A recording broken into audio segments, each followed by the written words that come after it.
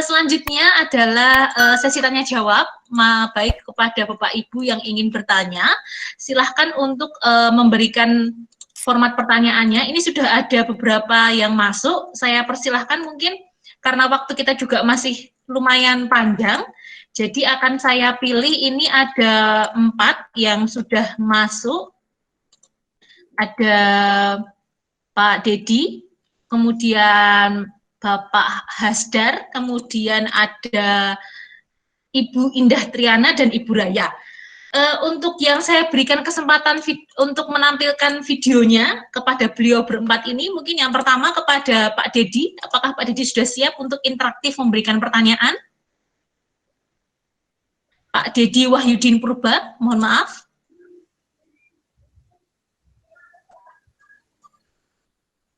Pak Dedi? Oh, sepertinya beliau keluar. Kalau begitu saya berikan pertanyaan, saya sampaikan pertanyaannya saja ya, karena sepertinya beliau out.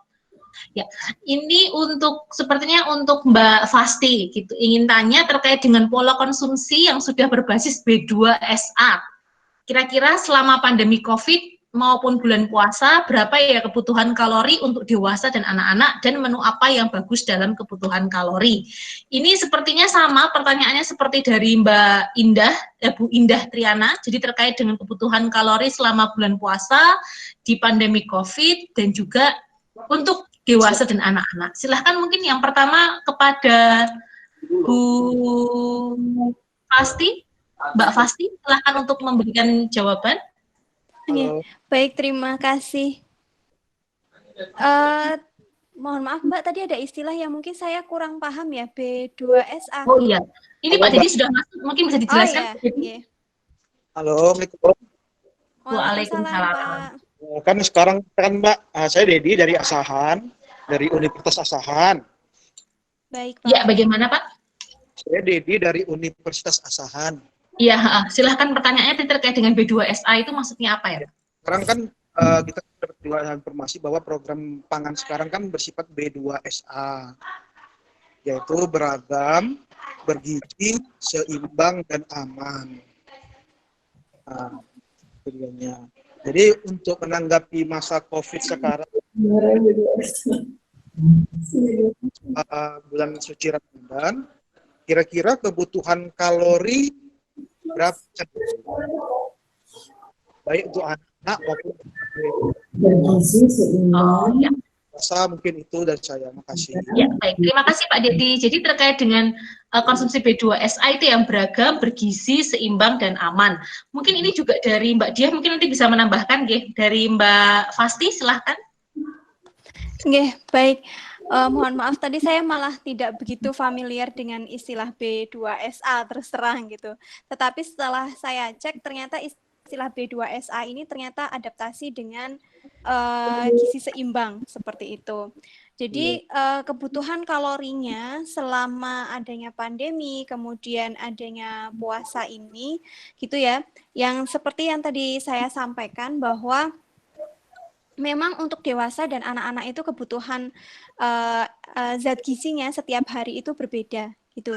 Jadi misalnya contohnya yang paling berbeda itu adalah kalau misalnya orang dewasa itu adalah kebutuhan proteinnya itu adalah gampangnya adalah 1 gram per kilogram berat badan.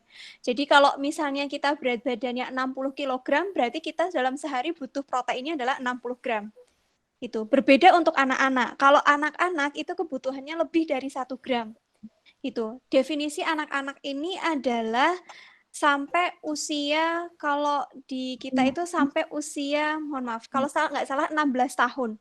Gitu, karena mereka masih dalam masa pertumbuhan. Jadi kalau anak-anak itu kebutuhan proteinnya itu bisa sampai 1,5 sampai dengan 2,5 gram per kilogram berat badan. Jadi kalau misalnya ada anak-anak yang berat badannya 10 kilogram misalnya usia 1 tahun, kebutuhan proteinnya misalnya sekitar 2 gram sekitar 2 gram per kilogram berat badan. Berarti dalam sehari dia kebutuhan proteinnya itu 2 kali lipat dibandingkan dengan orang dewasa. Begitu Pak. Nanti mungkin juga saya akan menyampaikan ke Mbak Nurul ya. Nanti selain dari topik saya mungkin bisa diupload juga di Google Drive itu adalah mengenai angka kecukupan gizi yang harus dipenuhi untuk untuk masyarakat Indonesia yang terbaru gitu, karena kita itu selalu merevisi untuk angka kecukupan gizi kita. Jadi kalau yang terakhir itu adalah tahun 2013, kemudian kita revisi di tahun 2019. Atau mungkin saya tampilkan di layar ini ya. Silahkan, mungkin saya bisa share screen sebentar gitu. Ini juga sebenarnya bisa di-download juga di internet, sudah ada. Oke, ini baru disahkan kemarin bulan Agustus tahun 2019. Mungkin kita bisa langsung, nah ini ada yang namanya tabel angka kecukupan zat gizi, mulai dari bayi usia 0 bulan, kemudian ada juga untuk dewasa, jadi untuk laki-laki, perempuan itu dibedakan. Nah, kalau di sini ada keterangan berat badan dan tinggi badan, ini adalah berat badan dan tinggi badan normal, rata-rata untuk orang Indonesia berdasarkan golongan usia tersebut. Jadi misalnya laki-laki usia 30 sampai 49 tahun, berat badan normal rata-rata orang Indonesia itu adalah 60 kg, tinggi badannya adalah 166. Kebutuhan energinya dalam sehari itu adalah 2.550. Nah, yang terbaru AKG ini tidak hanya memperhatikan energi protein, dan tidak hanya lemak total, tetapi juga dibedakan antara omega 3 dan omega 6. Jadi kalau omega 3 dan omega 6 selama ini kita kenal mungkin sebagai minyak ikan ya, padahal itu adalah salah satu dari sumber omega 3 dan omega 6. Gitu. Kenapa kita butuhkan? Karena ternyata minyak ikan itu dalam hal ini yang mengandung omega 3 dan omega 6 itu tidak hanya berfungsi baik untuk perkembangan saraf otak anak-anak, tetapi itu ada fungsi yang terbaru adalah misalnya untuk pencegahan penyakit misalnya diabetes, hipertensi, bahkan di beberapa penelitian itu juga berfungsi untuk menurunkan berat badan.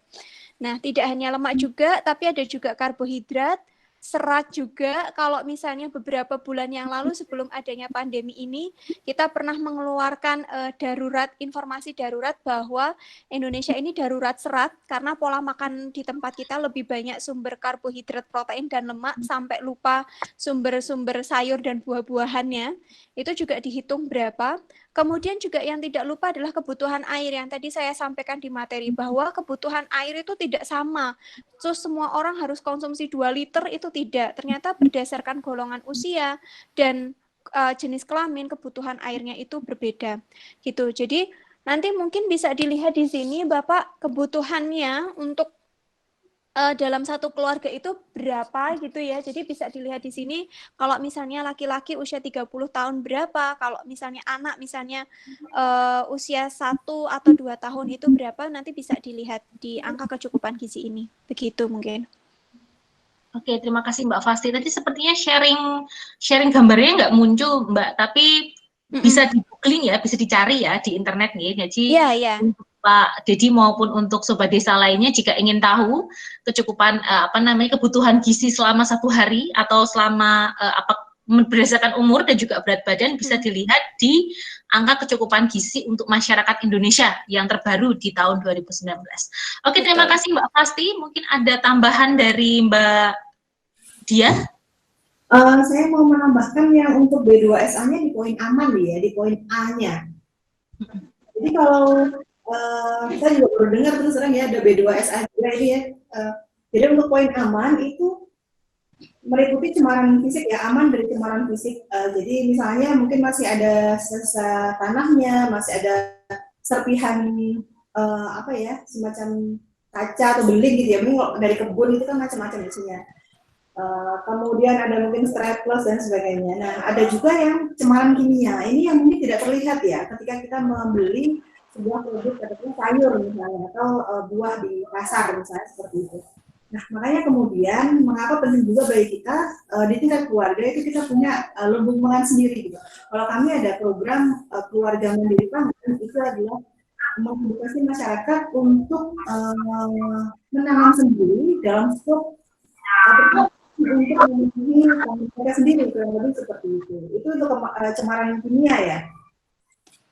Jadi, kemudian yang kedua ada cemaran makrobiologi, ini juga yang mungkin cacing dan mikrofauna tanah itu yang mungkin tidak kelihatan. Kemudian penggunaan bahan yang berbahaya, ini yang juga tidak bisa kita lihat gitu, sehingga penting bagi kita saat ini di masa pandemi ini, mumpung ini kita lagi full di rumah gitu ya, yang saatnya kita untuk berbudidaya gitu ya, minimal untuk mengurangi beban atau belanja sayur di luar. Kita bisa memastikan bahwa dengan punya lumbung pangan sendiri, walaupun kecil, walaupun sedikit, itu bisa meningkatkan kesehatan keluarga gitu dengan apa yang kita produksi sendiri. Jadi seperti itu. Kalau di organik memang kita sudah no chemical ya.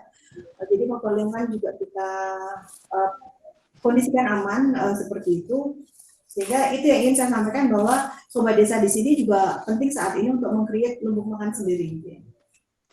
Baik, terima kasih Mbak Diah. Berarti terkait dengan pangan yang aman itu ya, yang paling simpelnya adalah no chemical tadi itu ya, jadi menggunakan pangan sayur yang dari organik gitu. Oke, terima kasih Mbak Diah. Untuk selanjutnya ini dari Pak Hasdar, cuma sepertinya Pak Hasdar sudah tidak sengaja keluar, mungkin masalah trouble masalah sinyal gitu ya. Kita yang ada dulu untuk Bu Indah Triana, apakah ada untuk bisa menyampaikan pertanyaannya? Ya, silahkan Bu Indah menyampaikan pertanyaannya secara langsung. Assalamualaikum warahmatullahi wabarakatuh, Mbak Pasti. Saya izin mau menyapa senior saya, Mbak Raya. Oh ya. Ya. Hai Mbak. Ini saya mau tanya, bagaimana kebutuhan gizi untuk anak-anak usia 7 tahun? Dan dia juga atlet, selain atlet dia berpuasa juga. Apakah porsi protein dan karbonnya itu harus dilebihkan? Atau ada asupan lain yang sebaiknya diberikan? Supaya tumbuh kembangnya juga oke, performanya juga nanti nggak turun, karena dia juga tetap berlatih fisik di rumah gitu. Terima kasih Mbak. Oh, atletnya apa ya Bu kalau boleh tahu? Mungkin aktivitasnya apa yang paling? Inline speed skater, jadi sepatu roda, inline speed skater. Oh, sepatu roda ya. Oke. Baik, terima kasih Bu Indah. Mungkin langsung saja ini untuk Mbak Fasti atau untuk Bu Diah.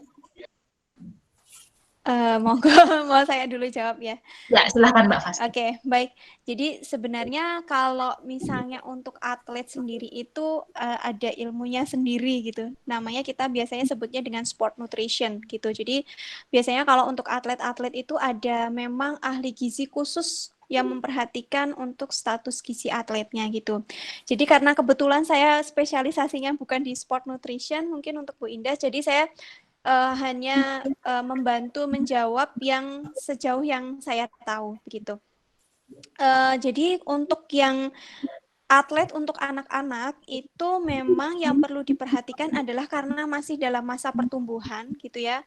Apalagi puasa, sebenarnya kalau puasa ini kan pemenuhan kebutuhannya sama. Jadi kalau misalnya kita kebutuhannya dalam sehari itu adalah harusnya konsumsinya 2000 kilokalori dalam 3 kali makan gitu. Yang berbeda ini adalah hanya waktu pemenuhannya gitu. Jadi yang tadinya 3 kali makan diganti menjadi 2 kali makan. Seperti itu, tapi kebutuhannya tetap sama gitu. Nah, tetapi yang menjadi PR di sini adalah karena anak-anak itu masih masa pertumbuhan, jadi kebutuhan proteinnya itu tidak hanya untuk pertumbuhannya, tetapi adalah untuk mendukung performanya sebagai atlet. Gitu. Jadi untuk menghitung kebutuhan atlet itu tidak bisa menggunakan perhitungan kebutuhan yang tadi saya share angka kecukupan gizi itu nggak bisa, Ibu. Gitu. Jadi memang ada sendiri gitu. Sama juga untuk tadi saya katakan di awal kenapa perhitungan indeks massa tubuh itu juga tidak bisa digunakan untuk ibu hamil gitu, karena untuk perhitungan status gizi untuk ibu hamil itu juga ada sendiri begitu. Jadi mungkin kalau misalnya ibu putranya adalah atlet, mungkin bisa dikonsultasikan dengan ahli gizi yang ada di klub atlet tersebut, pemenuhannya harusnya seperti apa, terutama di puasa ini. Tetapi yang jelas adalah memang yang tinggi kebutuhannya itu adalah protein, kemudian vitamin dan mineralnya, kemudian juga dari karbohidratnya. Seperti itu, gitu. Karena kebutuhan proteinnya itu tidak hanya sekedar untuk pertumbuhannya pada usia 7 tahun, tetapi untuk mendukung performanya sebagai atlet. Gitu. Jadi ekstranya itu adalah bisa diberikannya misalnya, kalau misalnya pada saat puasa ya, pada saat sahur misalnya, kalau kita orang biasa itu kan biasanya konsumsinya satu protein hewani, satu protein nabati. Jadi misalnya satu ayam, satu potong ayam, satu potong tempe gitu. Nah, kalau misalnya pada anak-anak itu bisa dikombinasikan misalnya ayam, kemudian di situ misalnya ada tambahan misalnya telur gitu ya. Kemudian ada tambahan misalnya tempenya yang kita biasanya hanya satu porsi untuk orang dewasa, mungkin bisa ditambahkan pada anak-anak itu adalah 2 porsi. Atau misalnya di split, tidak harus dalam satu kali makan. Misalnya adalah jajanannya. Misalnya kalau berbuka kita pas membatalkan puasa, mungkin kita bisa kasihnya adalah menu-menu yang dari olahan protein hewani atau nabati, kan banyak ya. Misalnya kayak dibikin kroket daging, atau misalnya yang lainnya bisa dicampur dengan sayuran, kemudian pada saat makan itu adalah seperti makan yang tadi di piringku. Jadi yang tidak hanya sekedar langsung diterapkan, oke, proteinnya harus nambah 2, tetapi kita bisa mengkombinasikan dari jenis pengolahannya gitu. Saya yakin kalau jenis pengolahan ibu-ibu di sini lebih lebih bagus daripada saya gitu. Maksudnya karena ibu-ibu tuh biasanya kreatif gitu. Di kulkas bahannya ada apa, terus dicampur-campur jadi makanan apa kayak gitu. Intinya itu, Bu. Jadi mungkin kebutuhan proteinnya itu adalah diberikan porsinya. Kalau misalnya kita adalah hanya konsumsinya 1 potong, kalau anak-anak itu adalah bisa 2 potong. Kemudian juga bisa diberikan yang namanya buah-buahan, itu tidak hanya sekedar yang buah potong, bisa dalam bentuk yang lain, misalnya sup buah atau misalnya jus dan seterusnya gitu. Oke, ya terima kasih Mbak Fasti, sangat lengkap jawabannya, nggih. Ya. Jadi ini sepertinya untuk Mbak Fasti, untuk yang Mbak Diah ini pertanyaan dari Bu Raya. Silahkan Bu Raya, sudah siap untuk tampil untuk menanyakan secara langsung? Oke. Ya, silahkan Bu Raya. Baik, selamat pagi Mbak Fasti. Selamat pagi, Selamat Bu. pagi Mbak Dia, terima kasih sudah memberikan insight-nya luar biasa. Saya mau bertanya, mungkin 2 boleh ya Bu Mesa ya? Oh, boleh. Nanti sama boleh. Mbak Fasti sama Mbak Dia gitu. Tadi kan Mbak Dia menyampaikan itu bahwa dalam menggerakkan Abang Sayur itu kan bersama dengan komunitas. Tadi saya tertarik gitu ya, bagaimana, apa sih sebenarnya komunitasnya itu seperti apa namanya, dan bagaimana Mbak Dia ini memaintain gitu ya dengan komunitas tersebut, kemudian kegiatannya itu apa gitu ya, apakah kemudian kan tadi saya agak bingung sih, komunitas itu bayangan saya adalah yang menanam, tapi kemudian diceritakan juga bahwa mereka diajarkan untuk makan dari hasil itu ya, hasil kebunnya sendiri. Nah, apakah komunitas itu sama atau bagaimana, nanti mungkin bisa diceritakan lebih detail gitu. Itu yang untuk Mbak Dia. Kalau yang untuk Mbak Fasti nih, tadi saya melihat paparannya itu, saya tertarik pada susu full cream. Itu saya kemudian, kan sekarang ini banyak sekali diet dengan menggunakan susu kedelai. Nah, itu yang ingin saya tanyakan, apakah berbeda kandungan dari susu kedelai dengan susu full cream, dan bagaimana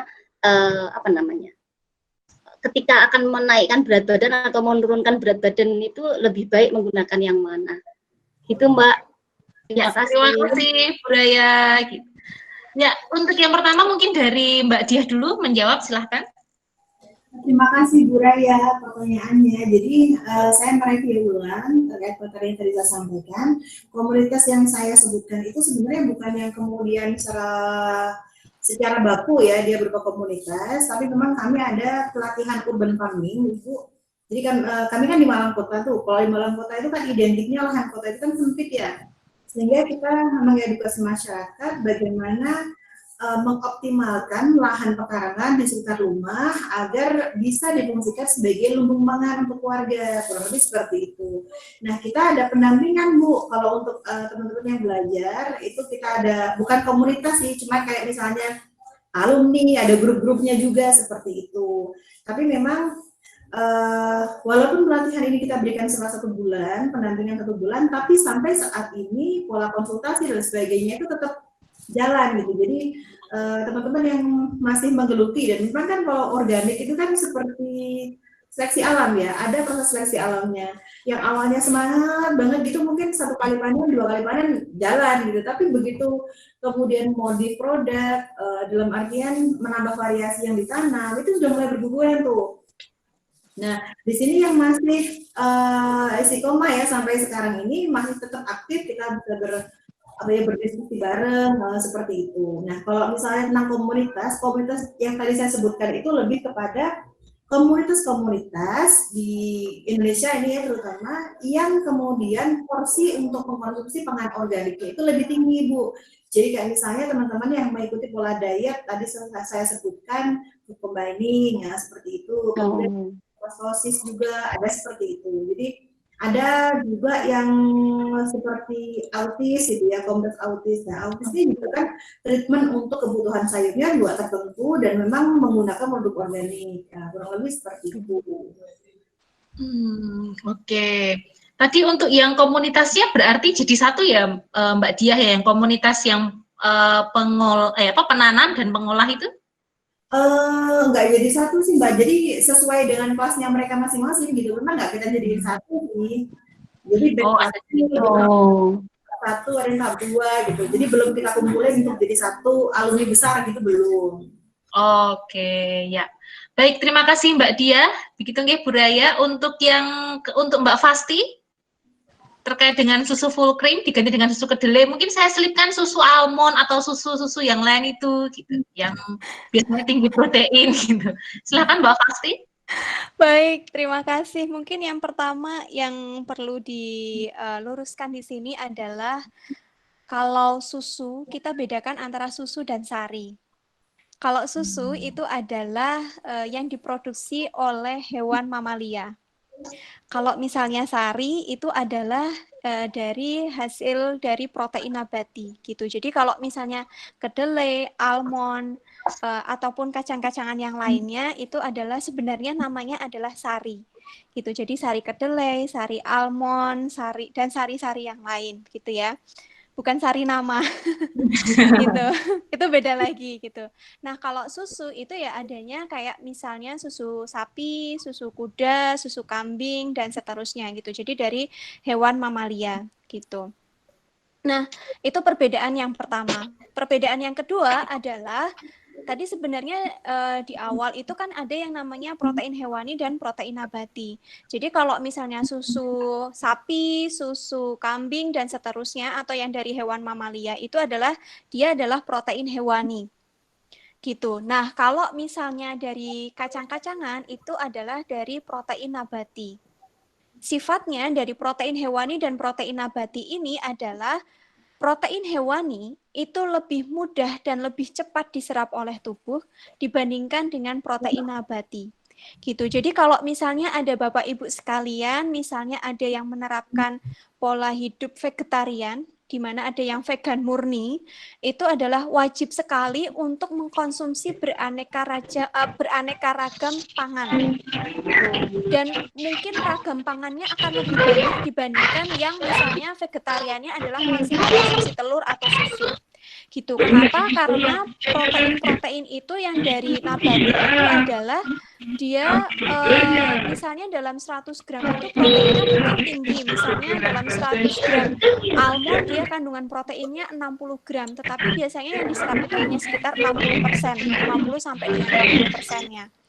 Begitu. Jadi kalau misalnya mau mengganti susu dari susu sapi dan seterusnya mau mengganti dengan sari kacang-kacangan bisa, tetapi sifat proteinnya, kualitasnya itu lebih rendah sehingga berdampak pada jumlah yang dikonsumsi harus lebih banyak. Gitu. Nah, kandungan di dalamnya itu juga berbeda. Contohnya misalnya kandungan gulanya gitu. Kalau misalnya di susu sapi itu kan ada yang kandungan gulanya dalam bentuk laktosa.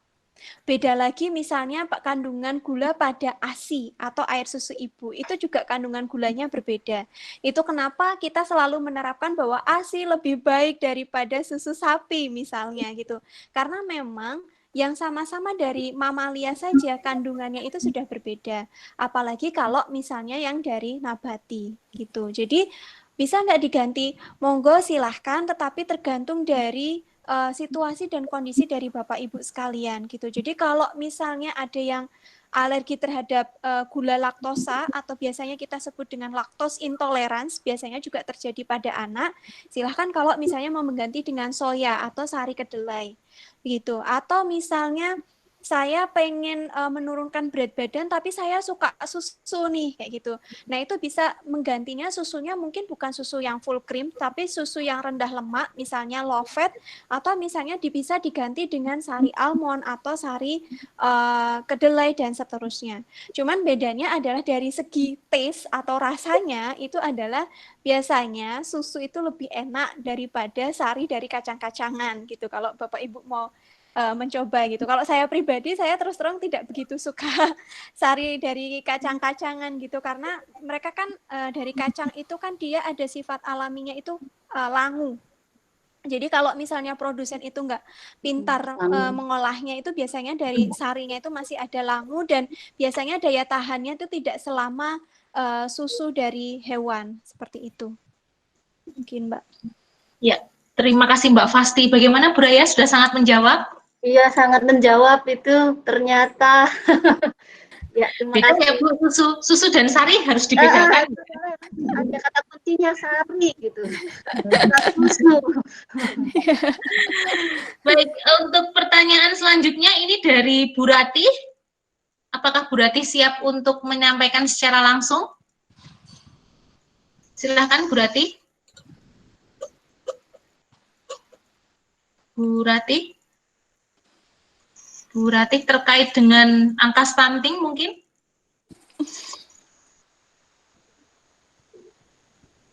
Oh, sepertinya sedang sibuk.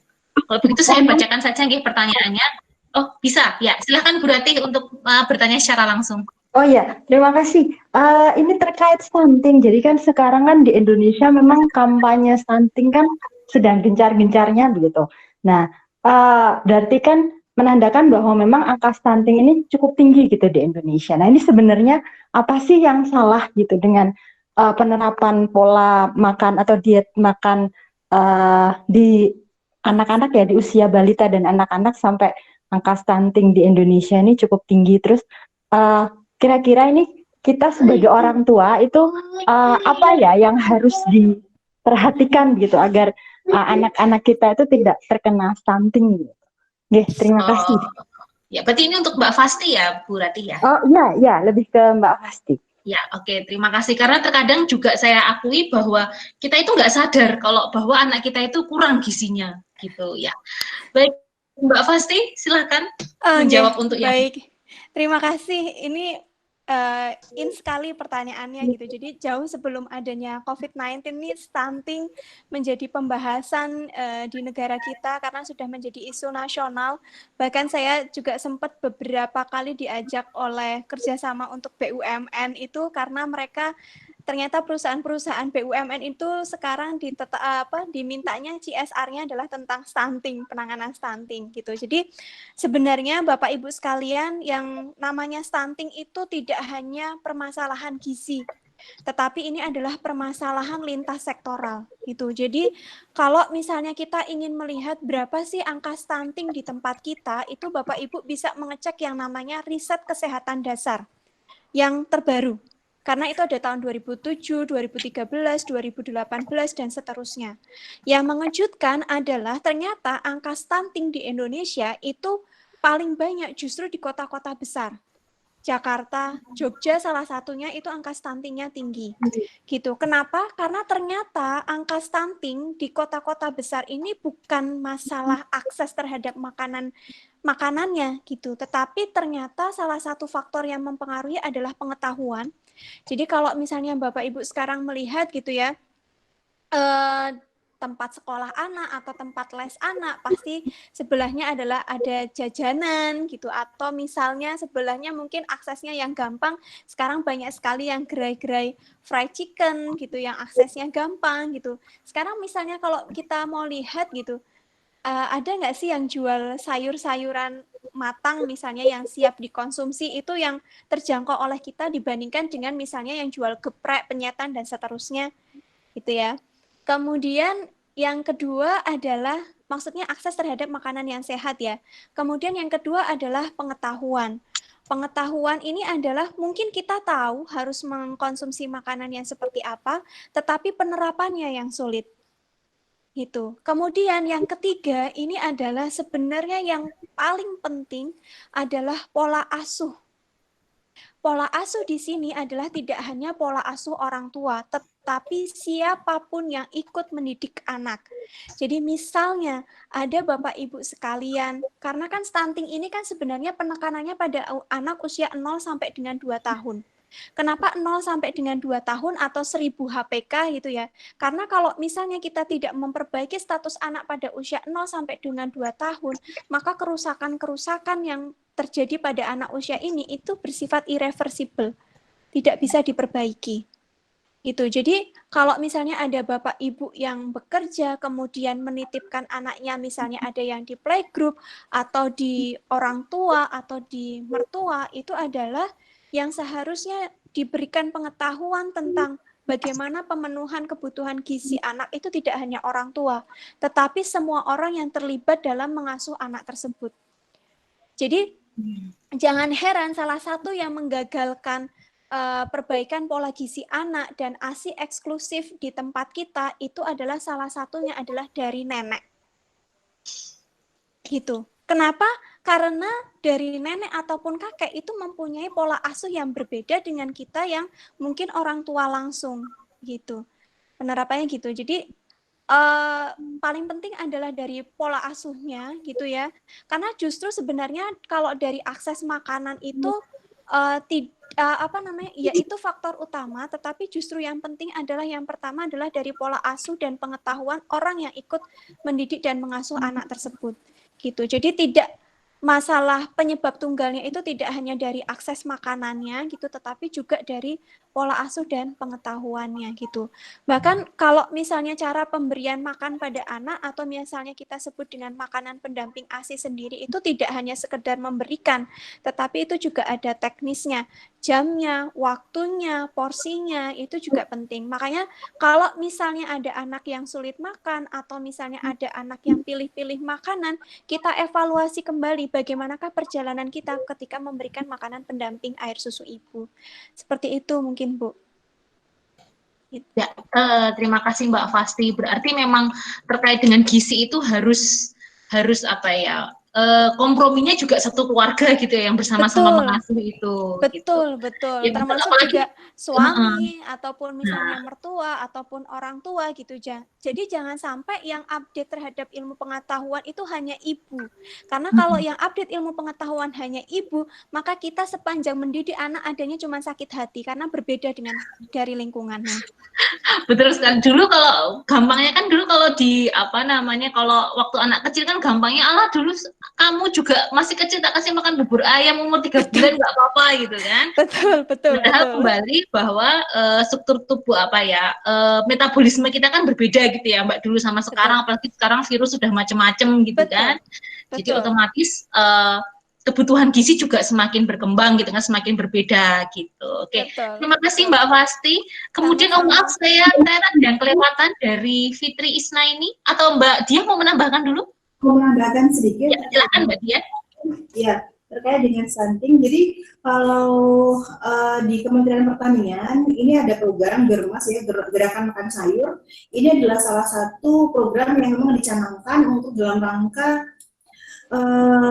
dukungan gitu ya, dukungan dari Kementerian Pertanian untuk penyelesaian masalah stunting ini. Kemudian juga ada kegiatan di tingkat masyarakat, itu namanya KRPL. KRPL itu kawasan rumah pangan lestari, yang dia mungkin ada di setiap daerah masing-masing. Jadi memang di satu desa misalnya, itu ada KRPL. KRPL di situ biasanya diberupakan rumah-rumah seperti greenhouse gitu ya, yang memang digunakan sebagai rumah produksi untuk satu kawasan itu gitu. Jadi rumah pangan yang memang rumah yang memang di-create atau greenhouse yang di-create memang untuk memproduksi kebutuhan pangan di satu kawasan tertentu. Itu adalah program-program dari Kementerian Pertanian. Jadi mungkin Sobat Desa di sini Bapak Ibu semuanya bisa mendapatkan produk pangan yang sehat gitu ya, dengan melihat di sekelilingnya di mana sih ada KRPL di sekitar saya, seperti itu. Oke, ya betul sekali. Berarti untuk keragaman tadi itu ya Mbak Diah ya. Jadi tidak hanya sekedar makan apa yang simple, tapi makan apa yang ada di sekitar kita. Oke. Untuk selanjutnya Mbak Fitri Isnaini, apakah sudah siap untuk bertanya? Atau Saya, ya, silahkan Mbak Fitri untuk menanyakan secara langsung pertanyaannya. Mengenai diet karbohidrat, Ibu, beberapa teman ada yang melakukan diet karbohidrat. Niko, kira-kira untuk tubuh kita kan kebutuhannya selain nutrisi protein, lemak, juga pasti juga butuh karbohidrat. Nah, itu bagaimana untuk pemenuhan kebutuhan gizi kita kalau kita tidak makan karbohidrat? Terima kasih. Itu saja, Bu. Ya, oke. Ya, terima kasih. Berarti terkait dengan diet karbohidrat gitu ya, Bu Fitri ya. Ya, silahkan Mbak Fasti untuk membantu menjawab terkait dengan itu. Baik, mungkin di sini saya pengen ini ya, maksudnya kalau kita selama ini sebetulnya saya justru tahu macam-macam diet itu justru yang beredar di masyarakat gitu. Jadi ketika mengisi seperti ini atau misalnya sedang ngobrol dengan orang gitu, jadi ada diet ABCD macam-macam gitu. Tetapi sebenarnya yang kita pelajari itu justru diet-diet tersebut itu tidak kita pelajari gitu. Tetapi yang justru kita pelajari itu adalah yang namanya diet itu kan sebenarnya manajemen makanan kita. Bukan mengurangi makanan kita atau menghapus salah satu dari jenis makanan kita gitu, bukan, tetapi diet itu adalah manajemen dari pola makan kita. Itu. Jadi kalau misalnya Bapak Ibu sekalian tadi tidak konsumsi karbohidrat sama sekali, dalam hari ini misalnya karbohidrat kompleks ya, kayak misalnya dari sumber nasi dan seterusnya, atau misalnya mie dan seterusnya, itu adalah yang berisiko adalah tubuh kita, terutama otak. Itu. Jadi sel-sel di saraf otak itu akan terjadi kerusakan perlahan-lahan.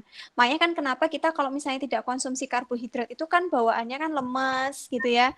Kemudian tidak bersemangat gitu, karena otak kita itu memperoleh energi itu hanya dari glukosa. Glukosanya itu adalah dari glukosa karbohidrat.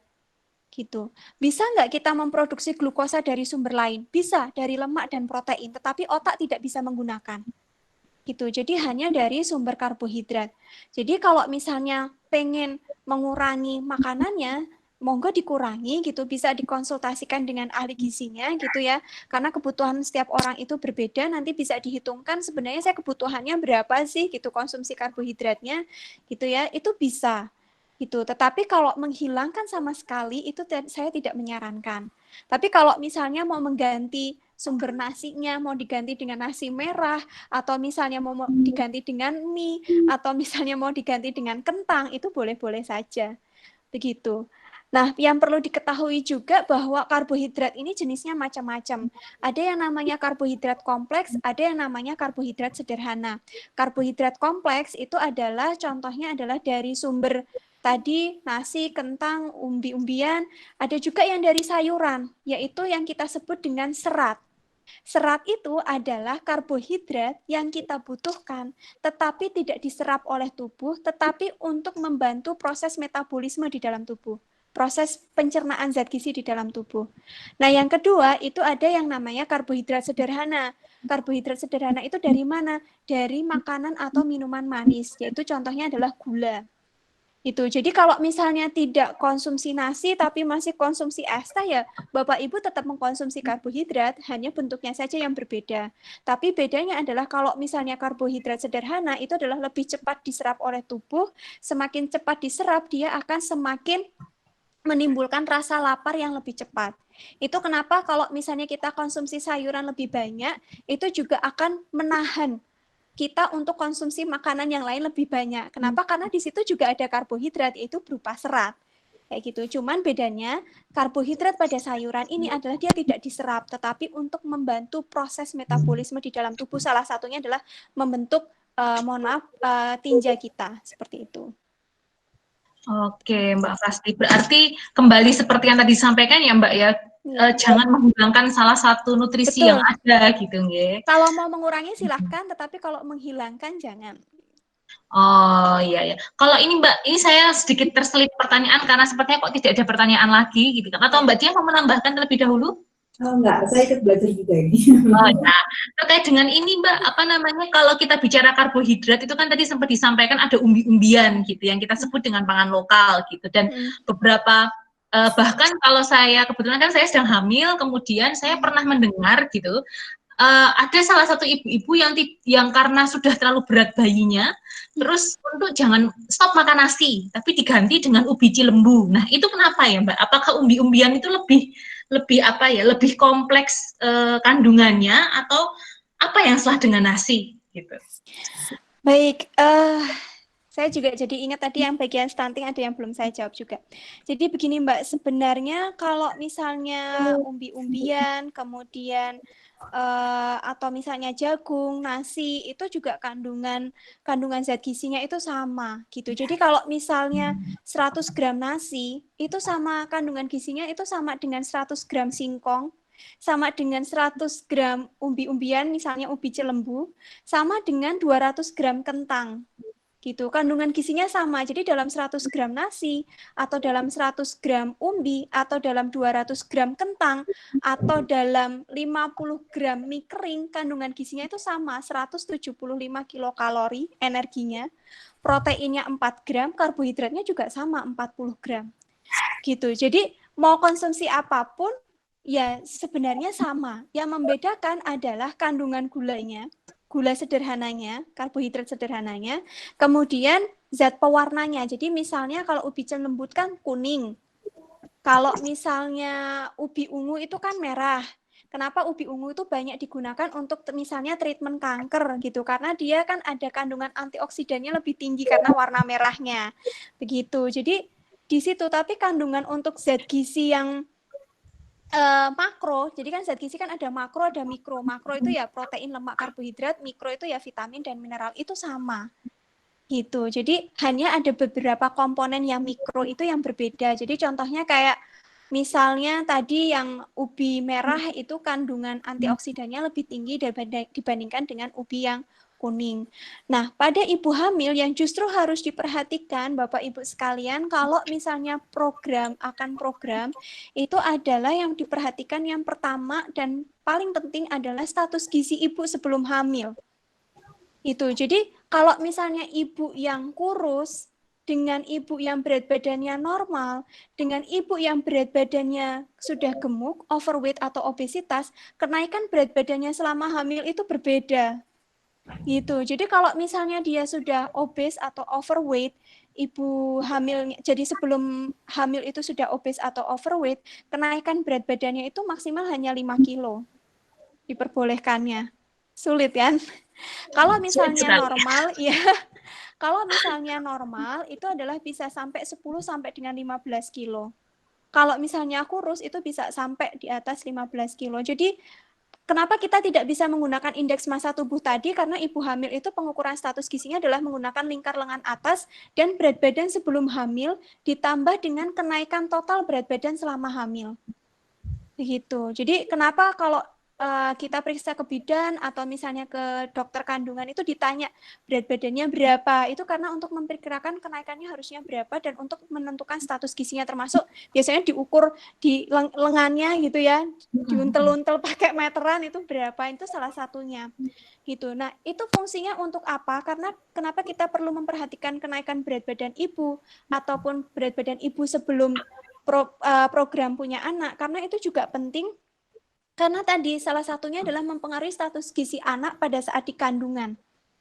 Karena kan pada saat di kandungan itu kan tadi 1000 HPK itu kan termasuk di kandungan. Nah, risiko stunting itu juga mulai dari situ juga.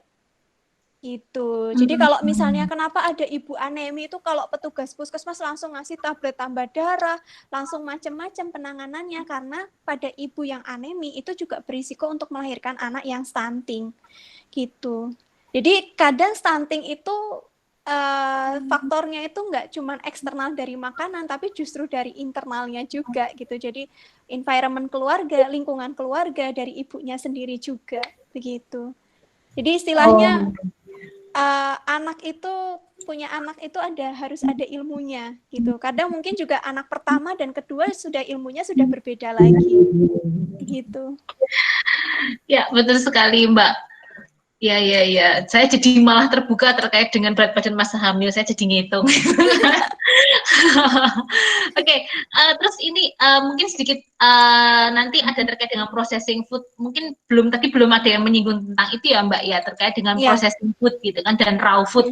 Tadi Mbak Diah pun juga sempat menyebutkan terkait dengan bahwa minat sekarang gitu kan, ternyata orang-orang itu banyak yang membeli sayur berupa selada untuk bisa diolah mentah begitu. Nah, gimana sih Mbak sebenarnya olahan yang mentah itu? Kalau yang organik jelas ya sudah jelas itu dari segi chemicalnya tidak ada, jadi kita lebih aman. Tapi kalau untuk yang kita biasa beli di tukang sayur segala macam, kita biasa menggunakan untuk lalap. Nah, itu bagaimana ya Mbak ya untuk yang raw food itu? Dan untuk memenuhi gizi tambahannya, karena kan kadang kalau dimasak kan harus ada garamnya, harus ada ininya. Nah, itu bagaimana? Baik, raw food sama ini ya, processed food ya biasanya gitu. Jadi kalau raw food itu adalah selama proses penanamannya, mungkin ini Bu Diah lebih mengerti ya. Selama proses penanamannya itu aman, artinya mungkin kalau sekarang lebih menyebutnya organik gitu ya, itu aman, cukup dicuci menggunakan sabun, itu mungkin bisa dikonsumsi dengan raw food. Karena salah satu diet yang kita pelajari selain dengan gizi seimbang ya, kita juga mengenal yang namanya Mediterranean diet. Gitu. Mediterranean diet itu adalah di mana komposisinya 50% itu kita mengkonsumsi raw food, yaitu dari sayuran dan buah. Gitu. Jadi karena untuk meminimalkan proses, ketika ada meminimalkan proses pada makanan tersebut, otomatis kehilangan zat gizinya itu juga akan minimal. Gitu. Nah, tetapi kalau misalnya ada orang-orang yang tidak terlalu menyukai yang namanya raw food, itu sebenarnya bisa digunakan yang namanya teknik blansir. Gitu. Karena kan kalau raw food itu kan juga dia tetap ada kandungan bakteri yang baik dan jahat gitu ya. Nah, karena kan sebenarnya proses pengolahan bahan makanan itu kan tujuannya itu adalah untuk mematikan bakteri-bakteri yang jahat. Gitu. Nah, kalau misalnya tidak terlalu menyukai raw food, itu bisa blansir. Blansir itu adalah kita merebus air sampai mendidih, kemudian sayurannya dicelupkan di situ 2-3 menit, kemudian dimasukkan ke dalam air es. Jadi tujuannya adalah hanya untuk membunuh kuman, tetapi mempertahankan status gizi. Efek sampingnya adalah sayurannya biasanya sifatnya lebih seger. Jadi kalau ijo-ijoan itu lebih hijau sifatnya. Gitu. Jadi kalau misalnya pengen bikin pecel tetapi semi-semi raw food, itu bisa menggunakan yang teknik yang namanya blansir gitu. Jadi kita dapat manfaatnya, kumannya mati gitu ya, tetapi kita juga dapat efek yang lainnya adalah sayurannya nilai gizinya tetap terjaga. Gitu. Jadi proses pengolahan bahan makanan itu macam-macam gitu ya. Mungkin ada yang pertanyaan dari Bu Alia kayaknya tadi ya, ada yang harus dikukus kah atau digoreng atau seperti apa gitu. Kalau digoreng, keuntungannya Ibu yang pertama adalah ada tambahan minyak. Ada tambahan minyak itu berarti ada tambahan energi gitu. Jadi energi pada kentang goreng pasti lebih tinggi daripada kentang yang dikukus gitu, karena kentang yang digoreng ada tambahan energi yaitu berupa minyak. Nah, mungkin ini cocok untuk anak-anak misalnya cemilan gitu ya, untuk anak-anak yang kebutuhan energinya lebih tinggi dibandingkan dengan orang dewasa gitu. Kalau misalnya kita mau menggunakan kentang kukus bisa-bisa saja gitu. Jadi tidak bisa dipukul rata, jadi tetap harus melihat, karena kalau anak-anak kan kebutuhannya lebih tinggi dibandingkan dengan kita. Mungkin kalau anak-anak bisa dibikinkan kentang goreng, kita cukup dengan kentang kukus juga bisa. Begitu. Selama minyaknya nggak digunakan berulang kali tadi itu ya Mbak ya? Iya, kalau bahas minyak itu juga sudah beda lagi topiknya gitu, karena maksimal penggunaannya itu selama dipanaskan maksimal 4 kali, tapi sebenarnya yang bagus itu adalah 2 kali. Gitu. Oke. Ya, terima kasih Mbak Fasti. Sedikit tambahan mungkin untuk Bu Diah gitu kan, terkait dengan Mbak Diah, terkait dengan ini Mbak. Kalau kita bicara pekarangan, kita bicara tanaman, itu kan pasti bicara yang namanya input gitu. Nah, kalau untuk penyediaan selama di komunitasnya Mbak Diah sendiri itu bagaimana mereka mengorganisasi untuk penyediaan pupuknya? Karena kalau pupuk organik kan berarti kan harus produksi sendiri gitu kan. Apakah itu membeli atau memproduksi sendiri atau bagaimana Mbak Diah? Jadi kalau di tempat kami produksi semua input itu kita bikin sendiri, kecuali benih yang memang tidak bisa kami produksi sendiri.